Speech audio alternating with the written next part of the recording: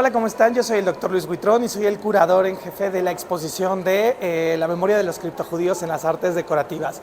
La Galería Rodrigo Rivera Lake, en colaboración con la Fundación Hispano-Judía, decidieron establecer aquí, en la gran comunidad de Monte Sinaí, una serie de piezas antiguas que se tienen como objetivo demostrar la importancia de la presencia criptojudía tanto en India como en México.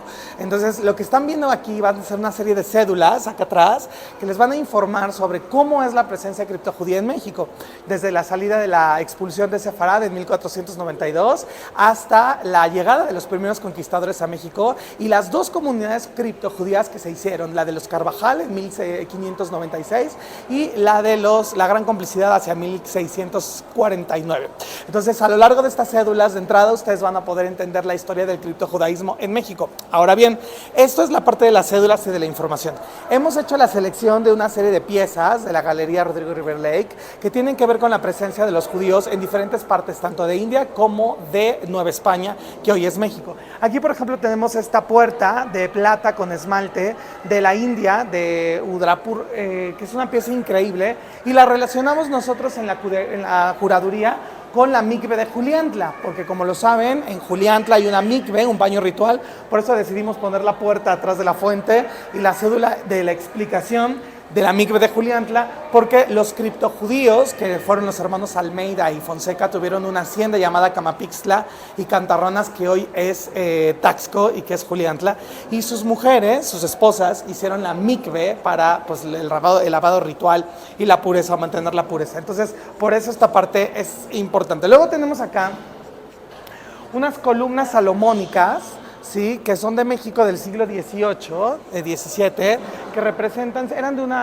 probablemente de una iglesia, de un retablo, pero aquí vemos la influencia del criptojudaísmo y del concepto de salomónico, del templo salomónico, ¿no? Estas columnas entorchadas fueron utilizadas por grandes arquitectos de la Italia renacentista como Bernini o Borromini y se volvieron muy populares y curiosamente se llamaron columnas salomónicas, haciendo referencia al templo de Salomón, al Bet Hamikdash.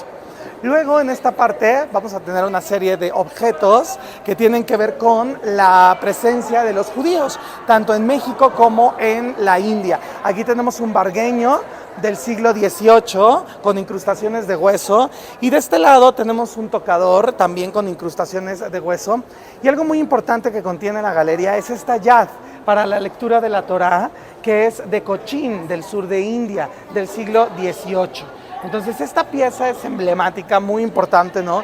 Y bueno, tiene que ver obviamente con la cuestión de la redacción y de la cultura. Aquí está un tintero sefaradí del siglo XVIII también, ¿no? Y en este lado tenemos una pieza importantísima, que son dos candelabros de bronce, ¿sí?, que son de la galería también, y nosotros los colocamos como una especie de candeleros de Shabbat, y adelante una piedra también de Gujarat de India, en donde tiene la marca de la estrella de David, que es algo que va a estar recurrente todo el tiempo a lo largo de la exposición, ¿no? Me parece a mí una pieza increíble, y cómo juntar una pieza así con dos candeleros te da un desarrollo más importante del criptojudaísmo.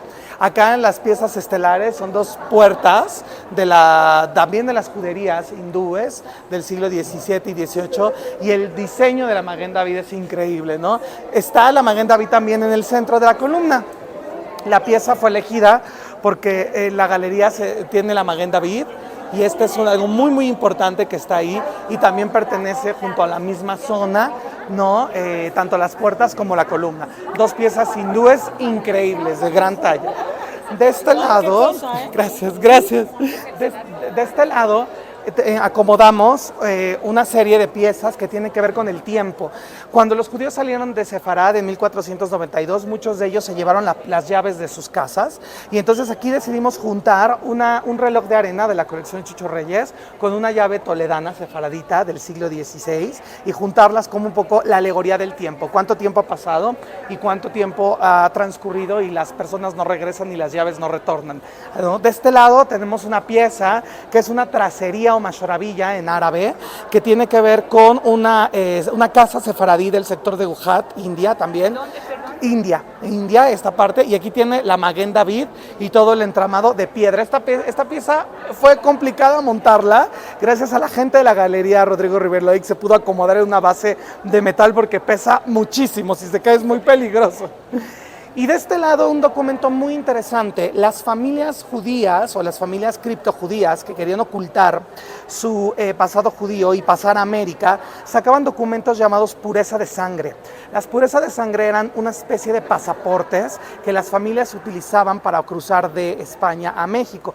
No todas las familias que lo tenían significaba que eran judías o criptojudías, no, había muchas familias católicas que lo hacían, pero es un documento para demostrar que la sangre está limpia y que no está mezclada ni con ascendencia mora ni con ascendencia judía. La Galería Rodrigo Rivero Lake nos ha prestado esta, que es un documento original, ¿sí?, del siglo XVIII de la familia Manero, y que tiene todo el archivo de cómo ellos son supuestamente muy limpios de pureza de sangre, con sellos de reyes, documentos oficiales, y es un texto precioso. Obviamente pergamino de animal, de piel de animal, esta parte de seda traída de Oriente, y es una pieza increíble. Y bueno, terminamos con este vargueño increíble del siglo XX, ¿sí?, también de México, con una especie de reinterpretación de los símbolos judíos, de la geometría que vemos a lo largo de todas las piezas, ¿no?, y que aparecen una tras otra vez. Por eso las cédulas también decidimos que tuvieran las puertas con la Maguen David, ¿no? Las cédulas de allá tienen las masorabillas marcadas, la tracería, todo tiene un poquito este desarrollo de la historia. De esta manera es la muestra, ¿no?, y la puerta, claro, sí es cierto, sí es cierto. Y esta es otra de las puertas muy importantes también de India, con el diseño de la Maguen David, que bueno, al final todos estos elementos nos demuestran la presencia judía dentro de las comunidades de India y de la Nueva España.